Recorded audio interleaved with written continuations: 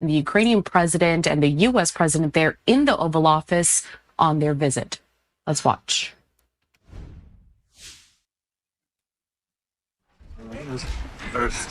Amazing, isn't it? Peter, you ready?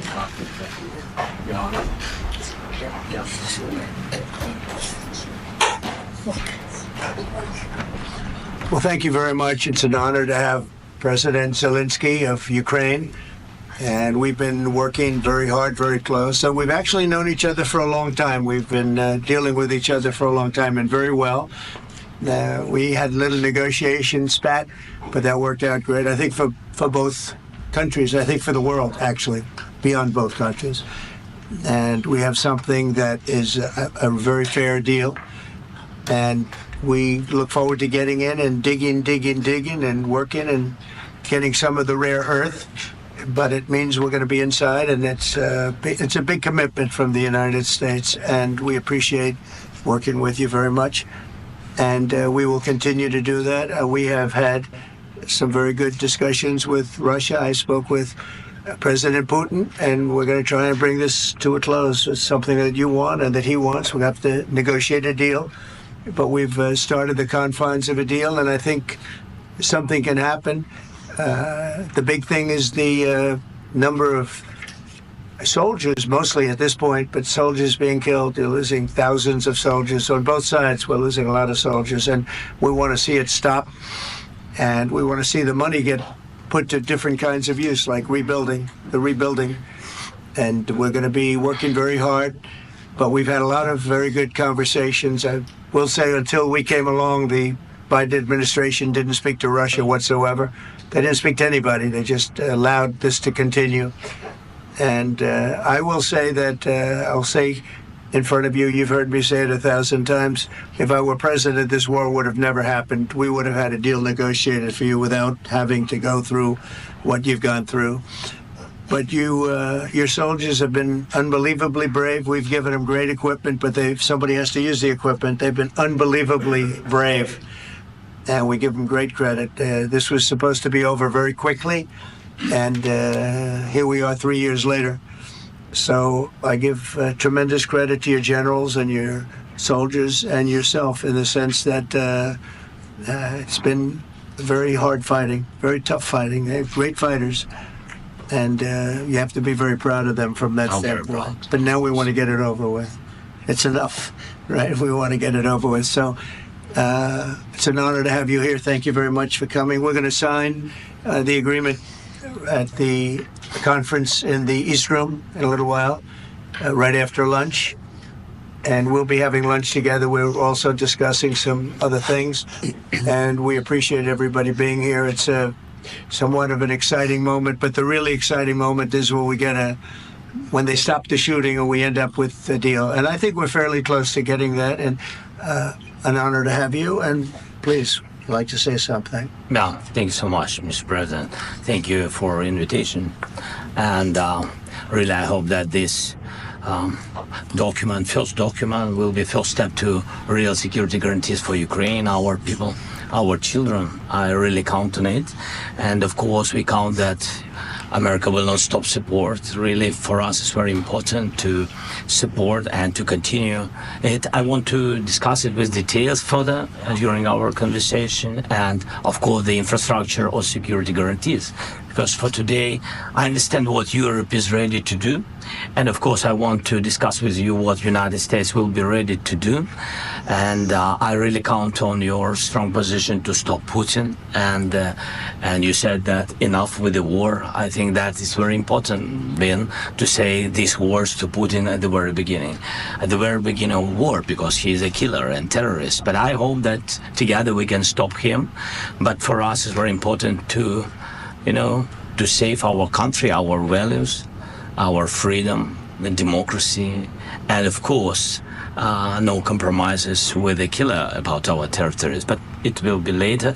And of course, what I wanted, we spoke about it by phone with you about the drones production. We have very good drones production. I think the best one in the world for today because of the war.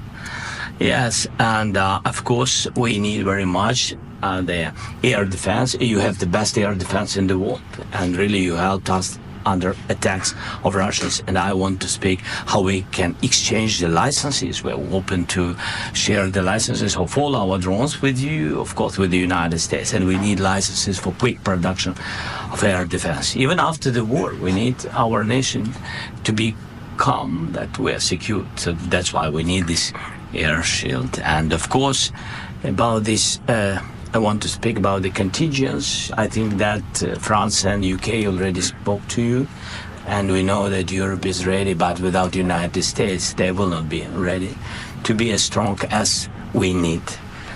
And the last point, last not least, about exchange, about our people and children. And you know that this crazy Russian, that they stolen 20,000 of children, Ukrainian children. They changed their names. They changed their families, relatives, and now they're in Russia. We want to bring them back, and really, it's a big dream, task, and goal for me, and our warriors. By the way, Mr. President, we released more than 4,000 warriors from Russian prison, but there are thousands more in the prison. I wanted to share with you some images, how it's you have just can I now? Yeah, please. Some minutes, 1 minute, 1 minute. Just you to understand in what circumstances, in what situation they are, and what the attitude of Russia to our prisoners. That guys, just you before and after. And you see before and after, just you to understand. Now thousands of such guys, ladies and men, there, and that, so they don't eat, they beat them, and they do a lot of bad things. So out of, even during the war, there are rules. Everybody knows there are rules during the war. So these guys, they don't have any rules. You see that 50, 60 kilograms left, and a lot of such things. And I didn't want to show you what the changes with images of children, because I will share with you. And I mean, it's looking tragic. No, that's tough stuff. I wanted very much to give you, and you see it. Yeah. This is pastor, by the way. They stolen pastors, because it's not Russian church. They stolen pastors and moved pastors to the prison. We, at the end of last year, we brought 3 pastors, and we could exchange them. And this is pastor, you see, like. Yeah, it's tough. Yeah. So I mean, this I wanted to show you, and this. So thank you very much. We want to get that ended, right? Yeah. Of course, we will. And I think we will. And We have to, of course. do you have any questions, please? Thank you, Mr. President. With the how much money is the U.S. going to put into the fund that is being created today, and how does this provide long-term security for Ukraine? Well, we don't know exactly how much, because we're going to be putting some money in a fund that we're going to get from the raw earth that we're going to be taking and sharing in terms of revenue. So it's going to be a lot of money will be made from the sale and from the use of raw earth. And as you know, our country doesn't have much raw earth. We have a lot of oil and gas, but we don't have a lot of the raw earth. And what we do have is protected by the environmentalists, but that can be unprotected. But still, it's not very much. They have among the best in the world in terms of raw earth. So we're going to be using it for all of the things we do, including AI and including weapons and the military, and it's really going to very much satisfy our needs. So it's something that just worked out really well. We have a lot of oil and we have a lot of gas, but we don't have raw earth. So this has just about every component of the raw earth that we need for computers, for all of the things we do. This puts us in great shape. And long-term security for Ukraine. I think they're going to have great luck. I think once we make the agreement, that's going to be 95% of it. They're not going to go back to fighting. I've spoken with President Putin, and I feel very strong. I've known him for a long time, and I feel very strongly that they're very serious about it. and we'll make a deal. And when the deal is made, I don't think we talk about security. Everyone's talking about the other day. All they talked about was security. I said, let me make the deal first. I have to make the deal first. I don't worry about security right now. We have to have a deal, because right now, last week, 2,000 soldiers died on both sides. 2,000, and they're losing 1,000, 2,000, 3,000 a week. So as we sit here and we talk, people are getting shot and dying on the battlefield. And, you know, they're not American soldiers, but they're Russian soldiers and they're Ukrainian soldiers, and we want to be able to stop it. And we want to be able also to spend money on other things. We don't want to. This is a tremendous amount of money. And what the Biden administration did was terrible. They were giving money, but he had no security on the money. Europe, as you know, gave much less money, but they had security. It was in the form of a loan. They get their money back, and we didn't. And now, at least we're protected, because the American taxpayer has to be protected too. But this is an incredible agreement for Ukraine, because we have a big investment in their country now, and what they have, very few people have.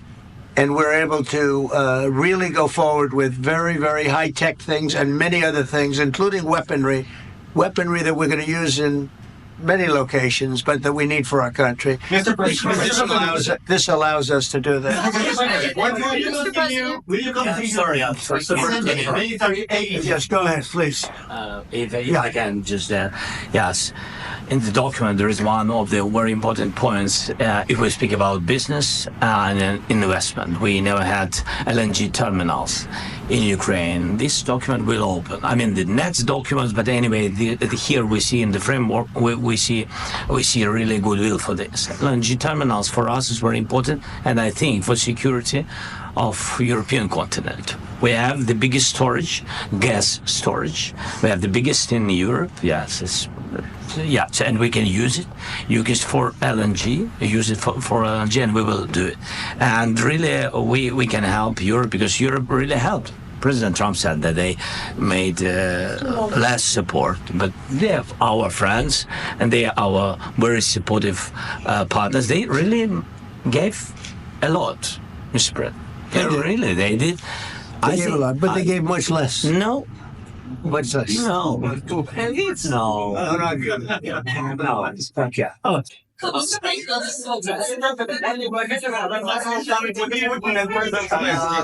please. Mr. President Trump, you have repeatedly called the deal with Ukraine as a historical one. And as a president of the United States, you make historical decisions in other issues which affect America and other world. So, what place in the world history do you want to take? And do you associate yourself with any famous historical figures? Yeah, I'd say George Washington, Abraham Lincoln. I would say I'm far superior to George Washington and Abraham Lincoln. Now, you know I'm only kidding, right? Because when I say that, the fake news is going to go wild. They're going to say he considers himself to be better than Washington. But you never know. You never know. I don't compare myself to anybody. I'm here to do a job. We've had a great 35 days or whatever it might be, a month, a little more than a month. We've accomplished tremendous amounts. Not only this would be a very great achievement if we could get the war stopped and get them back to normalization. I think that's going to happen. We've had very good talks on both sides, as you know, but I think we've done a very good job, just generally. If you look at all of the things we've done in 30 days, they're saying there's never been a opening for a president. The first month, there's never been a first month like we've had. And this is one of the very important things. This, to me, is one of the most important things, because we have tremendous death taking place as we speak. And I don't want to have that. You know, think of the parents, whether they're in Russia or Ukraine, think of the parents of all these people being killed needlessly. They came to our territory. Should have never started. This would have, if I were president, this would have never started. Mr.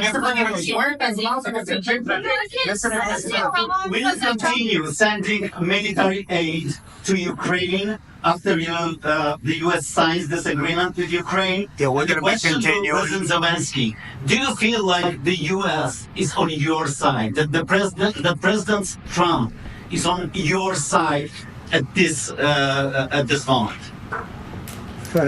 What do you think? He wants to know, do you think that, sort of a stupid question. I guess we wouldn't be here if I wasn't. I think that the United States on our side from the very beginning of occupation, and I think that President Trump on our side, and of course, I'm sure that the United States President will not stop support. This is crucial for us. It's important for us. Yes, and Putin, the president, speaks about the people and the soldiers which are dying, but they came to our territory. They came to our land. They began this war, and they have to stop. And I think this is the question, with really the most important question: can President Trump? I hope yes, with some other allies, to stop Putin, withdraw these enemies, our enemy, withdraw these troops from our land. And I think that you asked about the history, I think that if President, or when he will stop Putin, if President Trump will bring peace to our country, I think he will be on this wall. We've had very, very good talks. President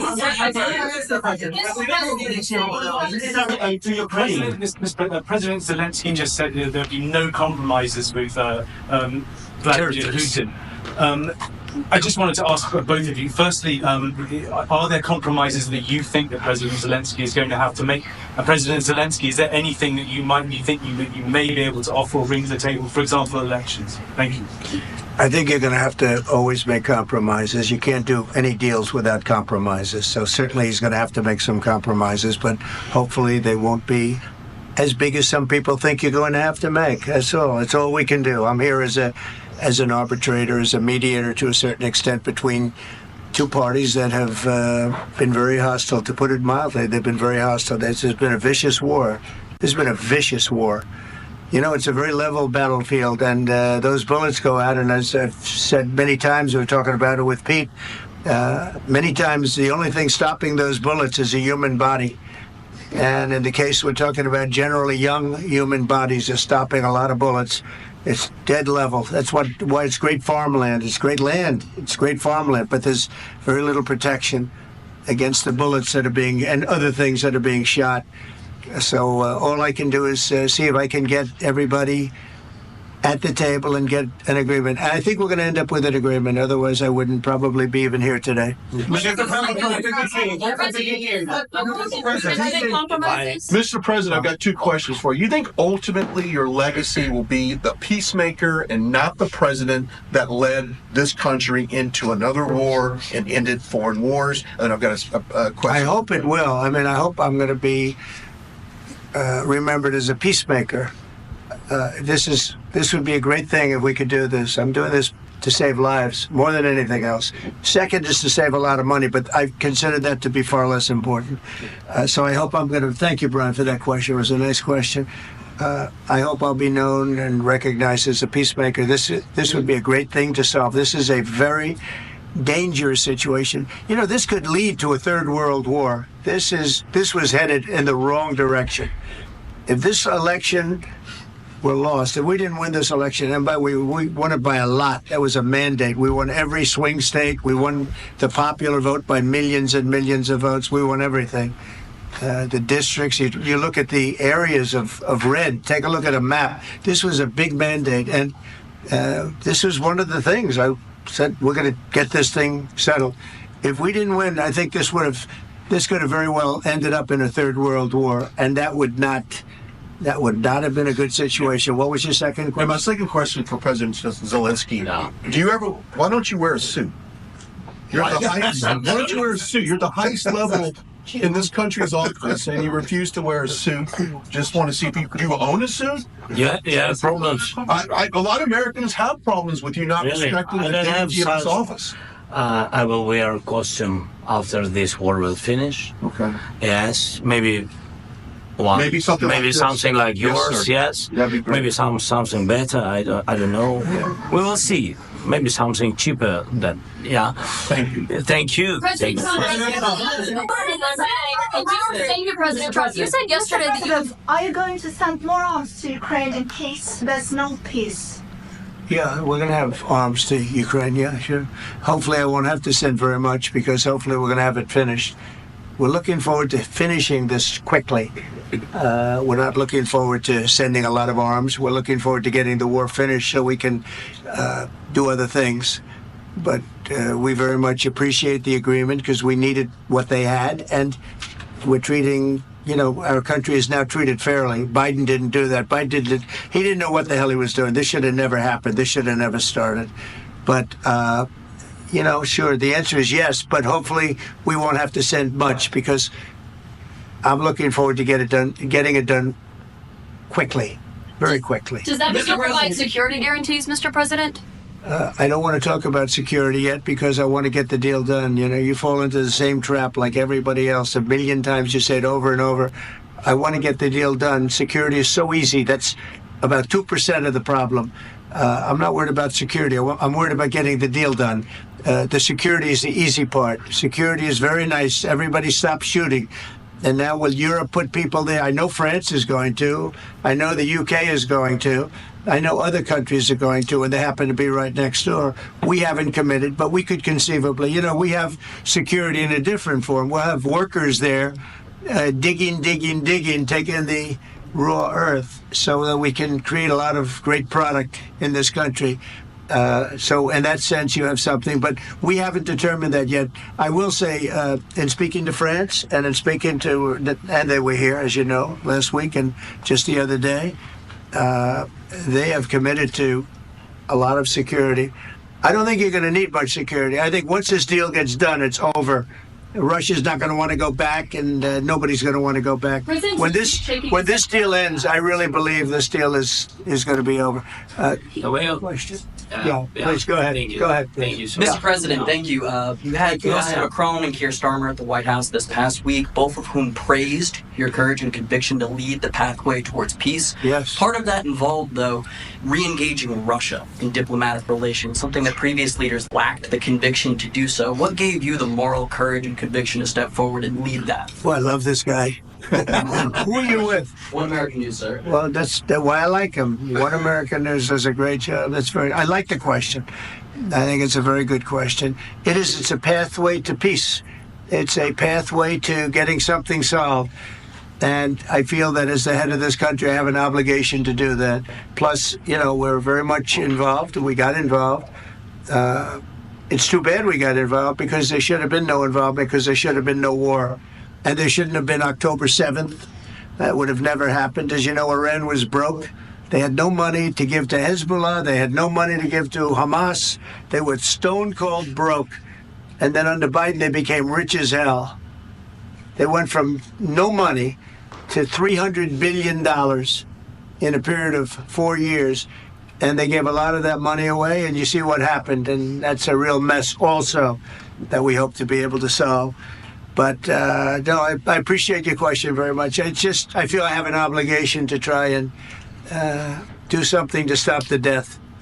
If I can answer, yes, if I can answer, Please, sorry, go ahead. please. And I do like your clothing, but Yeah, really? even though I think he's a great guy, by the way. But I don't know if you two like each other. But you know what?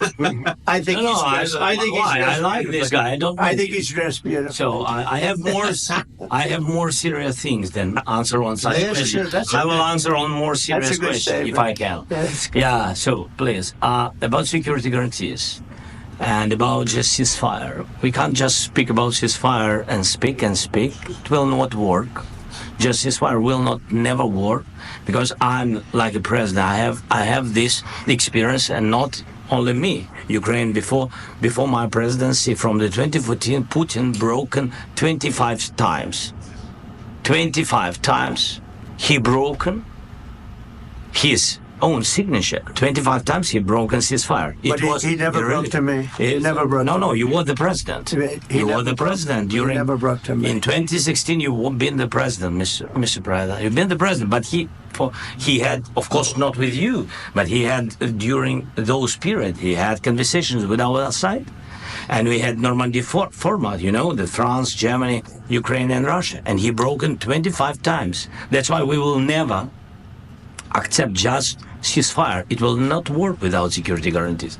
Security guarantees, maybe President is right about this document and other, but this document is not enough. Strong army is enough because his soldiers afraid, Putin's soldiers afraid of our soldiers when we're strong enough. If we are not strong enough, if we are empty, if our storage is empty, we can't defend our land.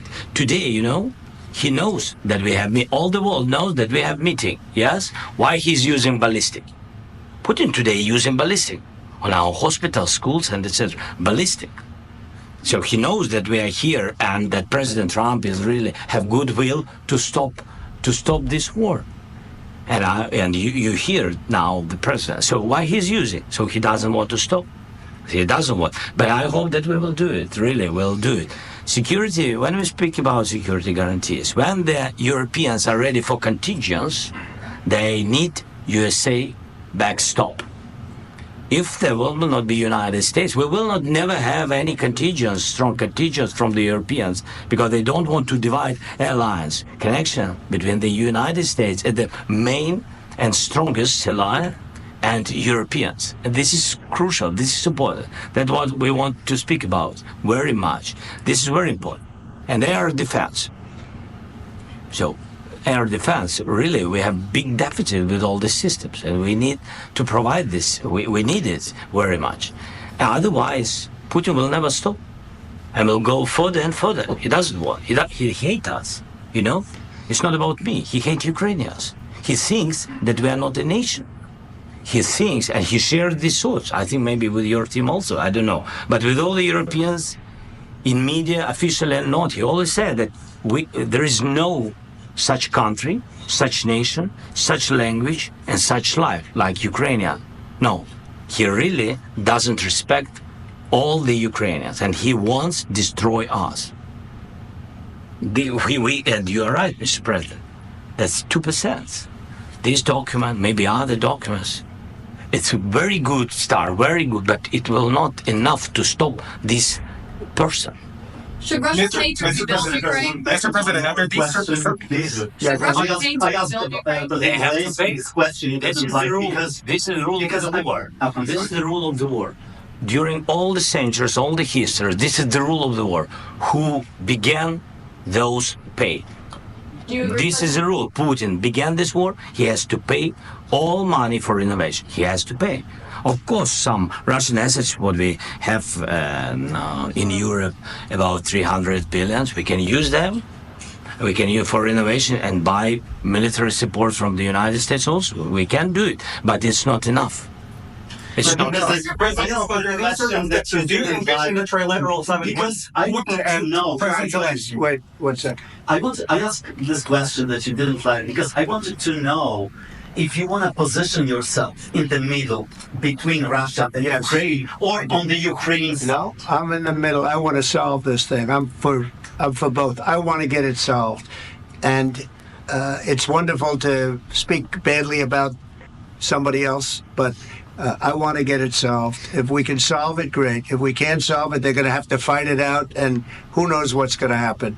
But I want to see it get solved. May I follow up? One more question about U.S. troops in Europe. After Russian invasion of Ukraine, your predecessor sent additional troops to Eastern Europe, including Poland, my country. Yeah. Are you committed to keeping these troops on the eastern flank of NATO in the future? I'm very committed to Poland. I think Poland has really stepped up and done a great job for NATO. They, as you know, they paid more than they had to. They are one of the finest groups of people I've ever known. I'm very committed to Poland. What about Baltics? Poland's in a tough neighborhood, you know. What about the Baltics? The Baltics, they got a lot of. It's a tough neighborhood too, but we're committed. We're going to be very committed, and we're committed to NATO. But NATO has to step up, and the Europeans have to step up more than they have. And I want to see them equalize, because they are in for far less than we're in, and they should be at least equal. You understand that? Why is the United States, we have an ocean in between, why is the United States in for so much more money and other things as Europe? With that being said, and as you said, they've also been obviously very helpful. But we have put in far more than they have. And I think they should equalize. Mr. President, I'm going to Mr. President, go ahead. ask you about the agreement again today. What changed between the first time that Secretary Bessent gave President Zelenskyy the agreement and today for the signing? What We made a deal. So what was the I'm just, deciding factor? I'm a business person. We made a deal. That's what changed. I didn't think we were going to make a deal. And we ended up making the deal, so that changed. Mr. President, what and how do you envision a trilateral summit with President Zelenskyy and Putin? I don't know, but well, they don't like each other. I can tell you that. Okay? They do not like each other. This is not a love match, and it's unfortunate. That's why you're in this situation. The United States should not have allowed this to happen. Okay, the United States, run by a man that didn't know much. I'm going to be very nice. Run by an incompetent person, very incompetent person, should never have allowed this to happen. I've stopped wars. I've stopped many wars. My people will tell you, I stopped wars that nobody ever heard about. I stopped wars before they ever started. You can look at some of, I could give you a lot of nations that would tell you right now they were probably going to war. I could tell you right now there's a nation thinking about going to war on something that nobody in this room has ever even heard about. Two smaller nations, but big, still big. And I think I've stopped it. But this should have never happened. Mr. President. Sorry, just a second.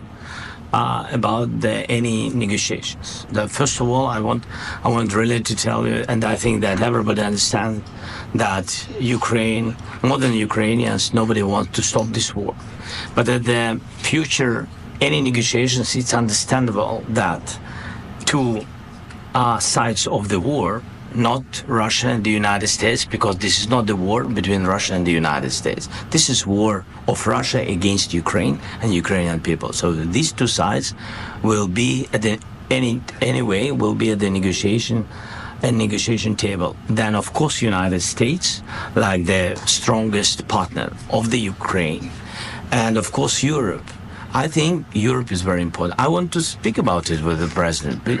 Yes, Europe is very important for us because we really defend Europe for today. All Europeans really recognize that we are defending the line, and they have real life, and our people are dying. That's why they helped us.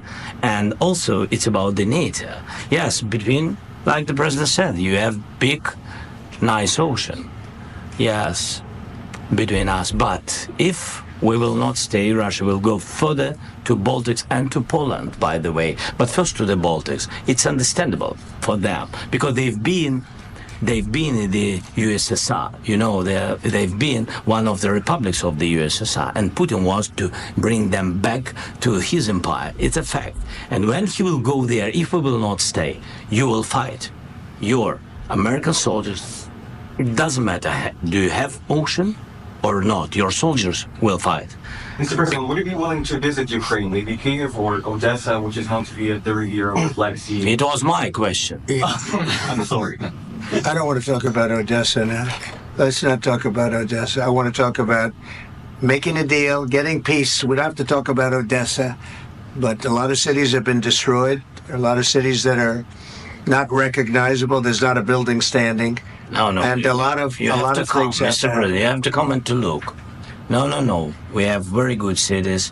Yes, a lot of things have been destroyed, but mostly cities alive, and people work, and children go to school. Sometimes it's very difficult. Sometimes closer to front line, children have to go to underground schools or online, but we live.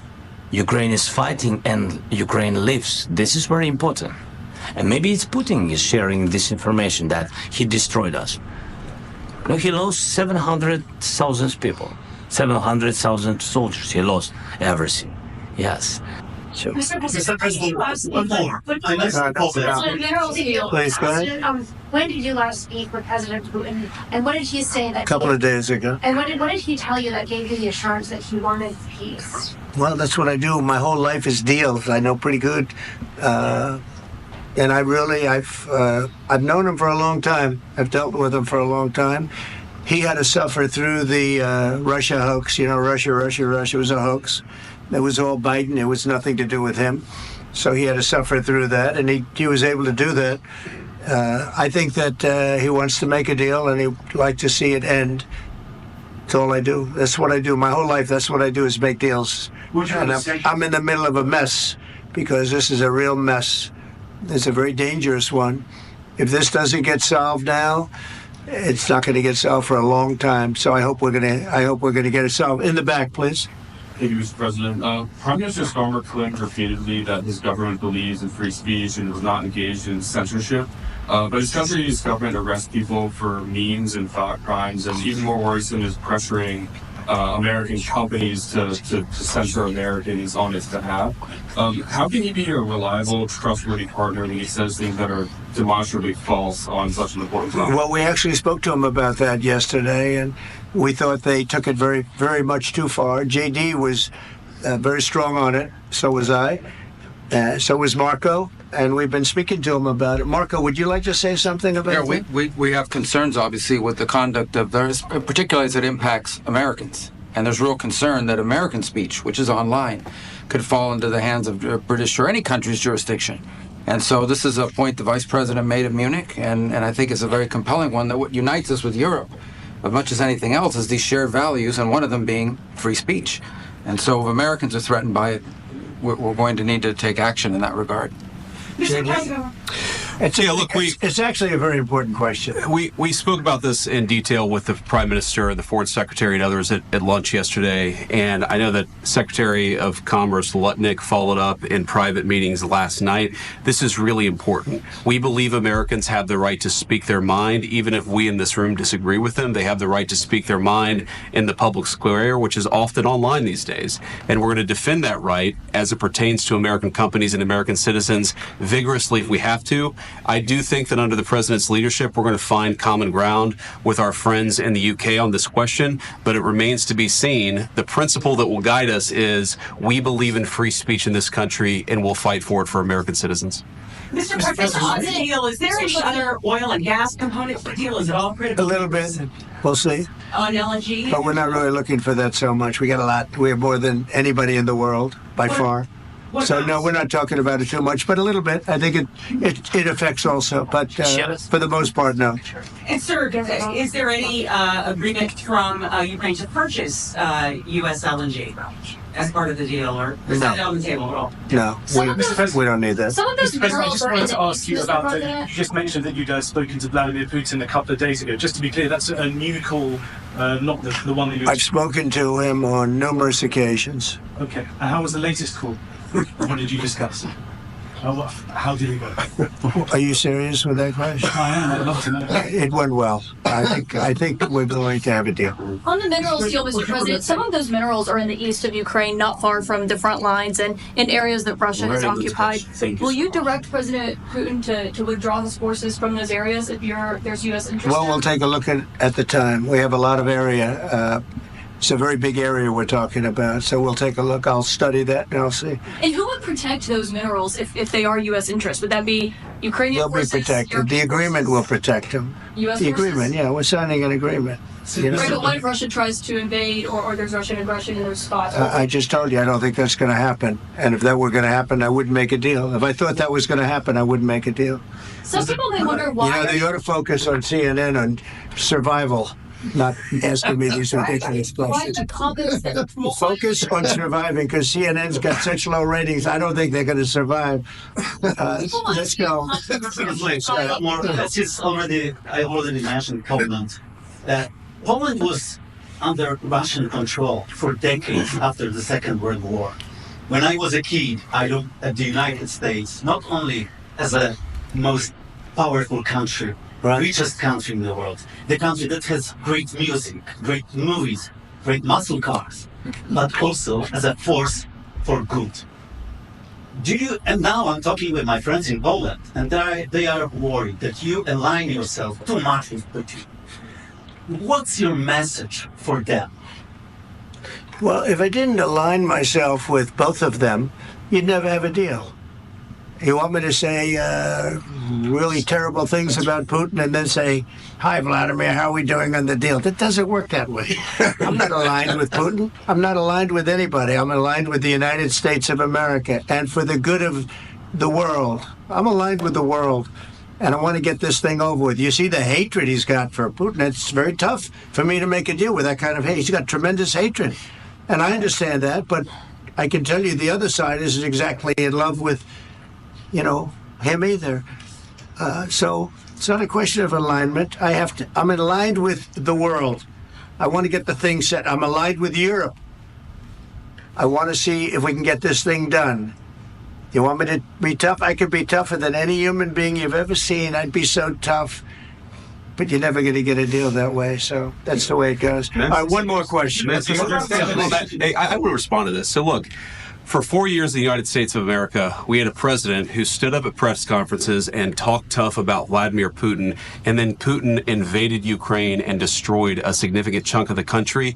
The path to peace and the path to prosperity is maybe engaging in diplomacy. We tried the pathway of Joe Biden of thumping our chest and pretending that the president of the United States' words mattered more than the president of the United States' actions. What makes America a good country is America engaging in diplomacy. That's what President Trump is doing. Can I ask you? Sure. Yeah? Yeah. Okay.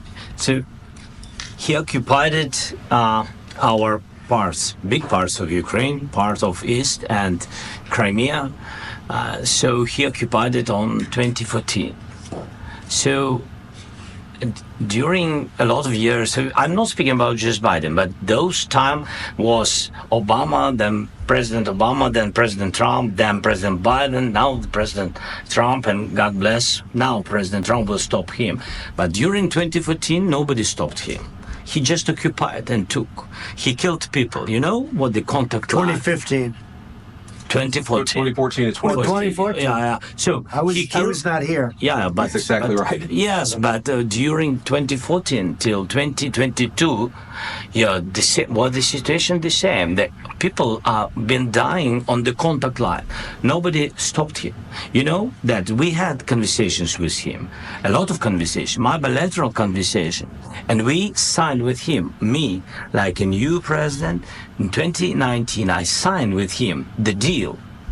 I signed with him, Macron and Merkel. We signed ceasefire. Ceasefire. All of them told me that he will never go. We signed with him with gas contract. Gas contract. Yes, but after that, he broken this ceasefire. He killed our people, and he didn't exchange prisoners. We signed the exchange of prisoners, but he didn't do it. What kind of diplomacy, JD, you are speaking about? What do you mean? I'm talking about the kind of diplomacy that's going to end the destruction of your country. Yes, but if you Mr. President, with respect, I think it's disrespectful for you to come into the Oval Office and try to litigate this in front of the American media. Right now, you guys are going around and forcing conscripts to the front lines because you have manpower problems. You should be thanking the president for trying to bring an end to this conflict. Have you ever been to Ukraine? Did you say what problems we have? I have been to. Count once. I've actually watched and seen the stories, and I know what happens is you bring them on a propaganda tour, Mr. President. Do you disagree that you've had problems bringing people into your military? And do you think that it's respectful to come to the Oval Office of the United States of America and attack the administration that is trying to prevent the destruction of your country? A lot of questions. Let's start from the beginning. Sure. First of all, during the war, everybody has problems, even you, but you have nice ocean and don't feel now, but you will feel it in the future. God bless. You don't know that. God bless. God bless. You will not have war. Don't tell us what we're going to feel. We're trying to solve a problem. Don't tell us what we're going to feel. I'm not telling you. Because you're in no position to dictate that. That's exactly what you're doing. You're in no position to dictate what we're going to feel. We're going to feel very good. Feel influence. We're going to feel very good and very strong. You will feel influence. You're right now not in a very good position. You've allowed yourself to be in a very bad position, and he happens to be right about it. From the very beginning of the war. You're not in a good position. You don't have the cards right now. With us, you start having not cards. Playing cards. Right now, you don't have to play cards. Mr. President. You're playing cards. Serious. You're gambling with the lives of millions of people. You're gambling with World War III. You're gambling with World War III. And what you're doing is very disrespectful to the country, this country, that's back to you, far more than a lot of people said they should have. Have you said thank you once? this A lot entire of meeting? times. No, in this Even entire today. meeting, you said thank Even you. today. You went to Pennsylvania and campaigned for the opposition in October. Offer some words of appreciation for the United States of what you're speaking America about? and the president who's trying to save your country. Please, you think that if you will speak very loudly about the war, you He's can... not speaking loudly. He's not speaking loudly. Your country is in big trouble. Can I Wait a answer? minute. No. Can You've I done a lot answer? of talking. Your country is in big trouble. I know. You're not I winning. know. You're not winning this. You have a damn good chance of We are coming out staying, okay because of Mr. us. President, we are staying in our country, staying strong from the very beginning of the war. We've been alone, and we are thankful. I said thanks You haven't in been this alone. cabinet. You and haven't not been only alone. in this We cabinet. gave you, through I this said stupid thanks. president, $350 billion. You voted we gave for you your military equipment, and you voted men for are your brave, but they had to use our military. What about West If you didn't have You our invited military equipment, You invited if me you to didn't speak. have our military equipment, this war would have been over in 2 weeks. In 3 days, I heard it from Putin. In 3 days, this is something Maybe new. less. In 2 weeks, of course, yes. It's going to be a very hard thing to do business like this. I Again, tell you. just say thank you. I said a lot of times that there, to American people. Accept that there are disagreements, and let's go litigate those disagreements rather than trying to fight it out in the American media when you're wrong. We know that you're wrong. But you see, I think it's good for the American people to see what's going on. I understand, sir. I think it's I very understand. important. That's why I kept this going so long. You have to be thankful. You don't have the cards. thankful. You're buried there. Your people are dying. tell you, You're running I low know. on soldiers. Don't- don't, please, you're running Mr. low President. on soldiers. It would be a damn good thing. Mr. And then you tell us, I don't want a ceasefire. I don't want a ceasefire. I want to go and I want this. Look. If you could get a ceasefire right now, I tell you, you take it so the bullets stop flying and your men stop getting killed. Of course, we want to stop the war. But you're I saying said- you don't want a But ceasefire. I said to you, I want a ceasefire. with guarantees. Because you'll get a ceasefire faster than an agreement. Ask our people about ceasefire, what they think. That wasn't doesn't with matter me. for you what That wasn't is- with me. It That was wasn't with a guy named Biden who was not a smart person. This That was is your, with, this that was is with your Obama. president. It was your president. Excuse me. That was with Obama, who gave you sheets, and I gave you javelins. Yes. I gave you the javelins to take out all those tanks. Obama gave you sheets. In fact, the statement is Obama gave sheets and Trump gave javelins. You got to be more thankful, because let me tell you, you don't have the cards. With us, you have the cards. But without us, you don't have any cards. One more question to Mr. Vice President. I'm sorry. It's going to be a tough deal to make, because the attitudes have to change. What if Russia breaks ceasefire? What if Russia breaks peace talks? What do you do then? I understand that it's a heated conversation right now. What are you but saying? She's asking, what if Russia breaks the ceasefire? Well, what if anything? What if a bomb drops on your head right now? But they have Okay? What if they broke it? I don't know. They broke it with Biden because Biden, they didn't respect him. They didn't respect Obama. They respect me. Let me tell you, Putin went through a hell of a lot with me. He went through a phony witch hunt where they used him and Russia.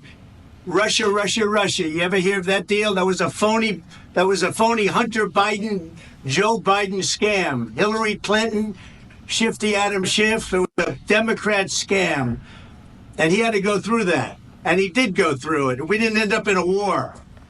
And he went through it. He was accused of all that stuff. He had nothing to do with it. It came out of Hunter Biden's bathroom. It came out of Hunter Biden's bedroom. It was disgusting. And then they said, oh, the laptop from hell was made by Russia. The 51 agents. The whole thing was a scam. And he had to put up with that. He was being accused of all that stuff. All I can say is this. He might have broken deals with Obama and Bush, and he might have broken them with Biden. He did, maybe. Maybe he didn't. I don't know what happened. But he didn't break them with me. He wants to make a deal. I don't know if you can make a deal. The problem is I've empowered you to be a tough guy. And I don't think you'd be a tough guy without the United States. And your people are very brave. But you're either going to make a deal or we're out. And if we're out, you'll fight it out. I don't think it's going to be pretty, but you'll fight it out. But you don't have the cards. But once we sign that deal, you're in a much better position. But you're not acting at all thankful. And that's not a nice thing. I'll be honest, that's not a nice thing. All right. I think we've seen enough. What do you think? Huh? This is going to be great television. I will say that.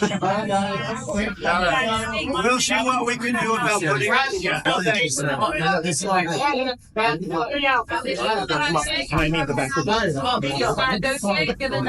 We'll see. I don't know.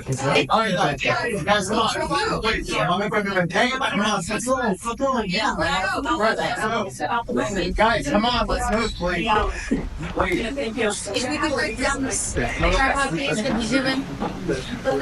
All right, so you just heard there that entire joint press conference that was held inside of the Oval Office. And then moments ago, take a look at this video that we just got in from outside of the White House, as you're going to see there Ukrainian President Volodymyr Zelenskyy exiting.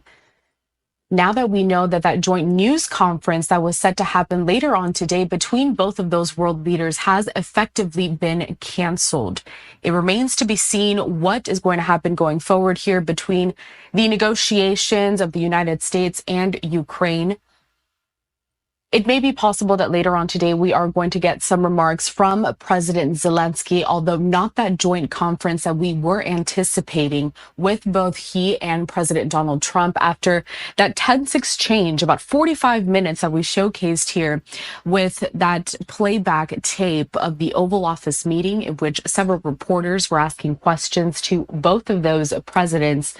Vice President J.D. Vance also there in attendance making some remarks, and you saw really the tense moments towards the end of that. We do also have a recent statement from President Donald Trump in which he does say that, quote, I have determined that President Zelenskyy is not ready for peace if America is involved because he feels our involvement gives him a big advantage in negotiations. And goes on to say, I don't want advantage, I want peace. He can come back when he is ready for peace. So that was posted on his social media platform, Truth Social, just moments ago. And then this is just a little bit behind as we saw the Ukrainian president exiting there from the White House. You're going to see that vehicle departing there after his visit and his meeting with U.S. President Donald Trump. We're going to keep monitoring this situation. We do want to step away for a brief commercial break here. When we come back, we're going to recap this entire scene that we just witnessed, as well as bring you in full that latest statement from President Donald Trump. Stay with us.